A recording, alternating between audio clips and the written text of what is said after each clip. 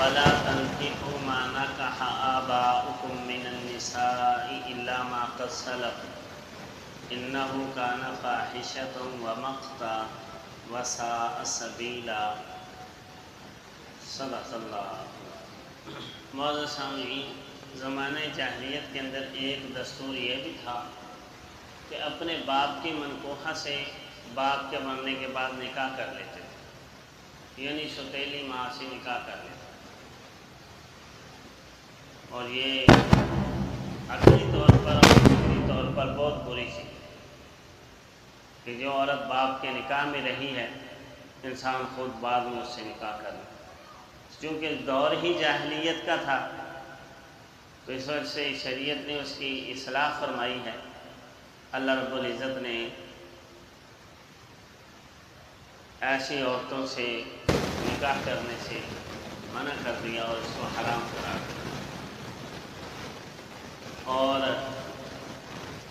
اس کے لیے جو الفاظ استعمال فرمائے ہیں اور اس کی قباحت بیان فرمائی ہے، حرمت کے لیے جو الفاظ استعمال کیے ہیں اس کی اپنی ایک حکمت ہے، اور اس کی قباحت جو بیان فرمائی ہے اس کے لیے الگ الفاظ ہے۔ پہلے اس کی حرمت بیان فرمائی، فرمایا وَلَا تَنْكِحُوا مَا نَكَحَ آبَاؤُكُم مِّنَ النِّسَاءِ، نکاح نہ کرو جن سے تمہارے آباء و اجداد نکاح کر چکے ہیں عورتوں سے، یعنی جن عورتوں سے تمہارے آباء و اجداد نکاح کر چکے ہیں ان سے تم نکاح نہ کرو۔ اس کا ایک مطلب تو سادہ لفظ یہ ہے کہ جو عورتیں تمہارے باپ کے نکاح میں رہ چکی اور باپ سے اوپر والے باپ، دادا پردادا نانا، یہ آباء و اجداد، آباء حکم میں صرف باپ نہیں آتا، سارے ابے آ جاتے ہیں، یعنی اوپر جو تمہارے اصول ہیں۔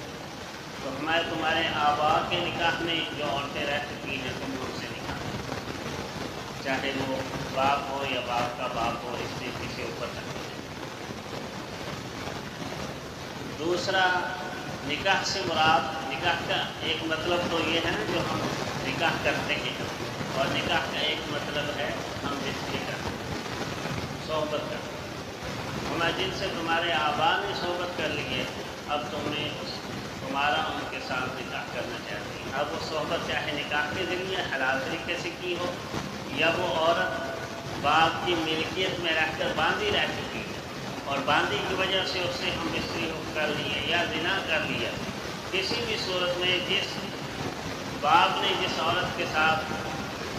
ہم بستری کر لی ہے، جمع کر لیا ہے، تو اب اولاد کے اوپر وہ عورت حرام، چاہے وہ جمع اور ہم بستری حلال طریقے سے کیا ہو، جیسے نکاح میں حلال طریقہ ہے، باندھی رکھ کر حلال طریقہ ہے، یا حرام طریقے سے جس طریقے سے زنا ہے۔ اور نکاح کو یہاں بہت سارے مفسرین نے لغوی معنی میں لیا ہے، یعنی جمع کے معنی میں لیا، یعنی جن عورتوں سے تمہارے آباء صحبت کر چکے ہیں اب تمہارے لیے ان کے ساتھ نکاح کرنا، اپنے عقد کے اندر لا کر ان سے صحبت کرنا تمہارے لیے جائز نہیں رہا، حرام۔ اسی وجہ سے امام ابو حنیفہ رحمہ اللہ یہ فرماتے ہیں کہ اگر خدا نہ خواستہ دو مرد عورت نے آپس میں زنا کر لیا تو زانی اور مزنی کے اصول و فروع ایک دوسرے کے اوپر حرام ہو،